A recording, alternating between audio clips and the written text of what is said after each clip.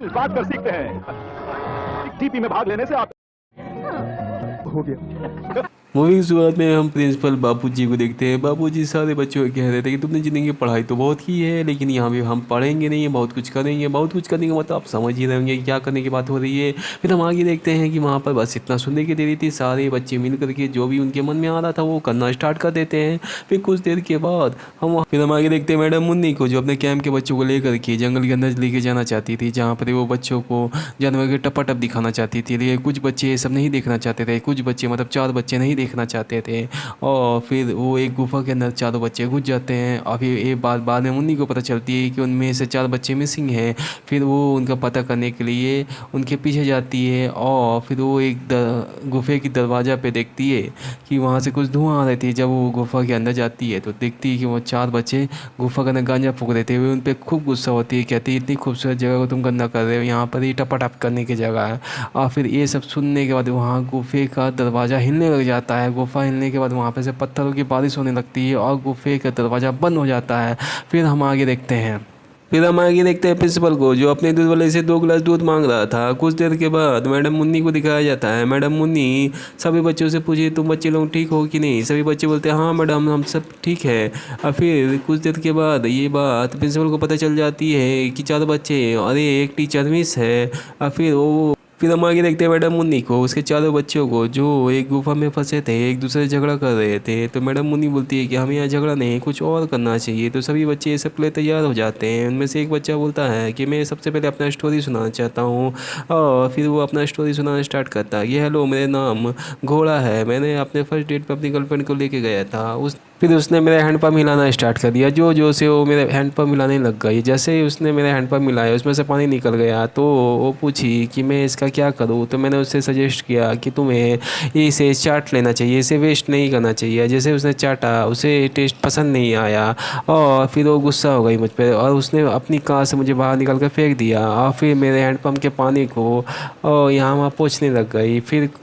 फिर मेरी प्यास यहीं नहीं बुझी, मैं एक कार के सामने खड़ा हो गया। जैसे ही मैं कार के सामने खड़ा होता हूँ वहाँ पे मुझे छबीली नाम की लड़की मिल जाती है और फिर मेरी दोस्ती उससे हो जाती है।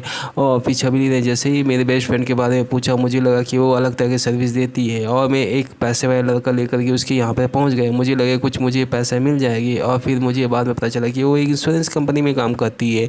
और फिर भी वो मेरे बात का मान रख करके उस लड़की के साथ टपाटप करने के लिए रूम के अंदर चल गई और मुझे बाद में बहुत ज़्यादा बुरा लगा। और फिर मैंने उस लड़की को जाकर खूब धोया और फिर मैंने जाके छबीली से पूछा कि तुमने ये सब क्यों किया। तो उसने कहा कि ये सब मैंने तुम्हारे लिए किया क्योंकि मुझे तुम बहुत अच्छे लगते हो। और फिर हम दोनों मिल करके खूब प्यार करते हैं और मैं उसके बंजर खेत में रात दिन हल चलाता हूँ। और इस तरह मेरी कहानी का यहीं पर एंड होता है।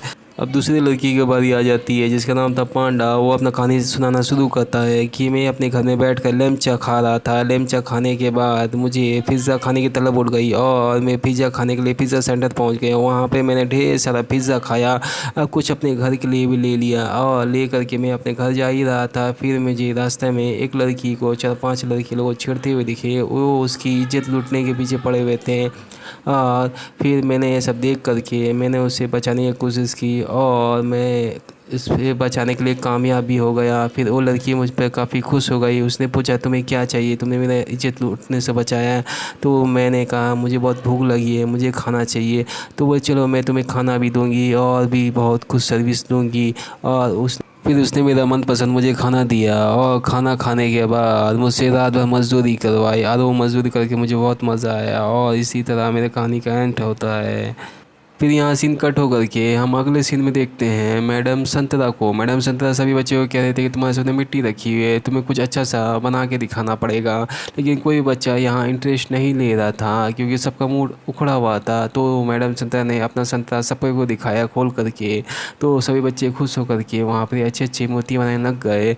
फिर हम अगले सीन में देखते हैं प्रिंसिपल बापूजी को, जो फिर स्पेशल मीटिंग बुलाई जाती है जहाँ पे सभी बच्चों लोगों को सम्मिलित होने के लिए कहा जाता है। और वहाँ पे बोला जाता है कि 4 बच्चे और एक टीचर मिसिंग है और हमें किसी भी तरह उन्हें खोज के निकालना पड़ेगा, नहीं तो हमारे कैंप की बदनामी हो जाएगी। और कुछ देर के बाद वहाँ पर ही कुछ बच्चे के माँ बाप को पता चल जाता है कि उनके बच्चे कैंप में नहीं हैं और उन पर काफ़ी आगे गुस्सा होते हैं। फिर हम अगले सीन में अब चंपा अपना कहानी सुनाना शुरू करती है और चंपा कहती है कि मैं एक किसान के परिवार से हूँ, जहाँ पर ही आदमी दिन भर काम किया करते थे। वो अपना काम इतना ज़्यादा करते थे कि रात में वो किसी औरत के साथ कुछ नहीं कर पाते थे। इसीलिए हम जितने भी महिलाएं थे वो हम एक दूसरे से गुजर बसर करते थे, मतलब हमारी प्यास एक दूसरी महिला बुझाया करती थी। फिर आगे फ्रेंड के साथ बात कर रही थी, फिर मुझे सीढ़ियों के बीच से कुछ आवाज़ आया और मैं उस आवाज़ के पीछे गई। जैसे मैं वहाँ गई तो वहाँ पर एक आदमी ने मेरे गर्दन पे चाकू रख दिया।